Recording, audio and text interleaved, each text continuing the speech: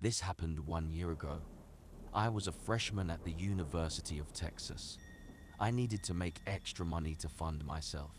I only had classes 3 times during the week. I was studying to be a doctor.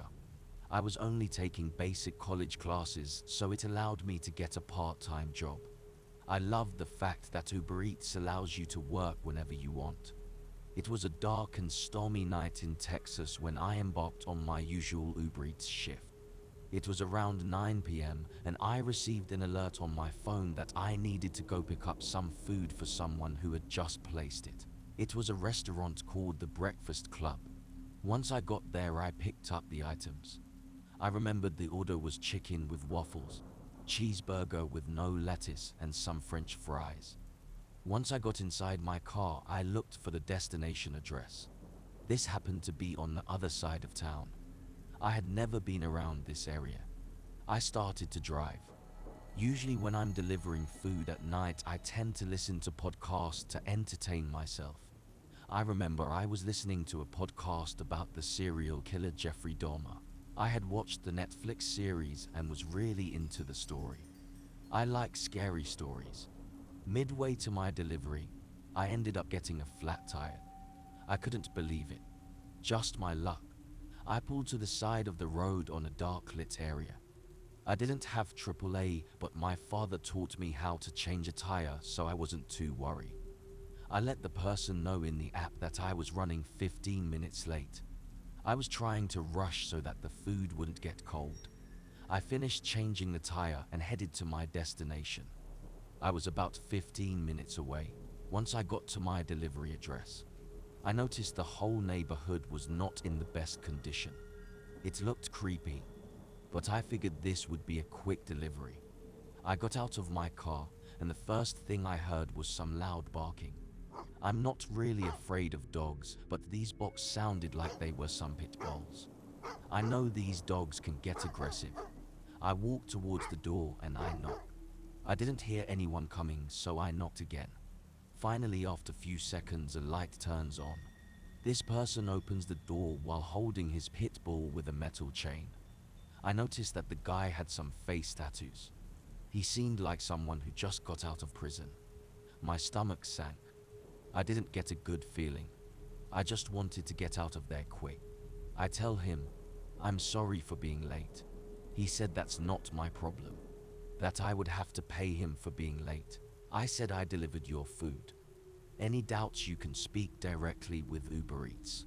The guy started to threaten me that he was going to have the pit bull attack me. He kept looking side to side to see if someone was watching. I apologized for being late and told him I don't want any problems. The man said, I'll give you 5 seconds to run to your car or else I'm letting this dog run. If I were you, I'd run for your life. 5, 4, 3, 2, 1. I turned around and ran so fast. Once I heard 0, I heard the man laughing while the dog was barking. I got to my car safely and couldn't believe what just happened. You just don't know who you are delivering food to. This guy was trying to scare me.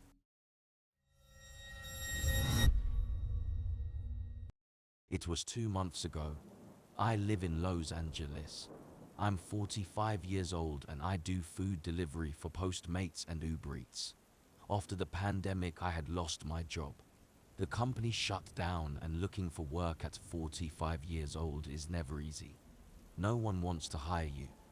I had heard from people on Reddit about their experiences driving for delivery apps, and people made good income by doing it. So I thought, why not? This will work better for me. I can pick my own hours and see my wife more. It was a Friday night around 11 p.m. It never rains in Los Angeles, but on this day it was raining. I had been working for 7 hours already. I thought this was going to be my last order of the night. As I'm sitting in the car, I get a notification from Postmates that someone has placed an order. I look to where it is and noticed that it was a Subway order. The location was in Inglewood. I headed directly there. As I'm driving, I noticed that there's a lot of homeless people, more than usual. I noticed I'm entering not the greatest area. I arrived to Subway. I noticed nobody is inside. I call out if anyone is here. A minute goes by and this person comes out from the back and says, "Who are you?" I tell him that I'm picking up an order for Postmates. 12-inch tuna sandwich. The worker looks for it and finds it. He hands it over and I headed out.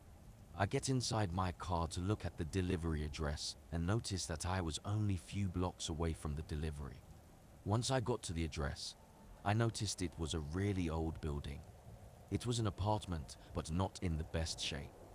I saw that there were 10 homeless people camping out in front. I looked to my left and notice a group of men drinking beer and smoking weed. I get up to the front door and I pulled out my phone to see which apartment number it was on. I noticed it said room 706. That means it's the top number. I typed in the gate code to come in. I walk in and headed towards the elevator. The elevator seemed like it barely works. Like no one uses it. It can only fit 2 people in here. I clicked the number 7. The door shuts. Few seconds go by and I noticed that the elevator wasn't moving. I clicked again on the number 7 and it started to go up. Once I got to the 7th floor, I started to hear people shouting. I could smell a lot of weed. I also heard a noise of a gunshot. That freaked me out. I was hoping that it was coming from the TV.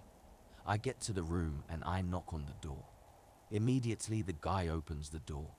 The guy looked normal. It was an older man. He was wearing a Lakers jersey. He said, "Thank you for delivering this. I'm really hungry." He also said, "Don't be scared for what you hear. It's normal in this type of areas." Right before he shuts the door, he says, "Don't take the stairs down. People tend to fall since it's narrow." I thought it was pretty strange to hear that, but I told him, "Thank you for that. I'll use the elevator." I headed back to the elevator. Once I got inside, I noticed these creak noises it was making. I clicked level 1. The door closes and I heard it was starting to move. But all of a sudden the elevator light turns off. It made this loud noise. I knew at that time that it wasn't moving. I clicked level 1 and nothing would happen. I started to panic because I hate being in small, tight places. I'm claustrophobic. I clicked everything to see if it would react. Nothing. I opened my phone, but I noticed that it had just died. I couldn't believe that this was happening. I started to bang on the door, but nothing was happening. I was hoping that someone would hear me and help out. I clicked on the emergency button inside the elevator, but nothing happened. Everything from this elevator was broken. I was starting to lose my breath. I remembered I was going to pass out.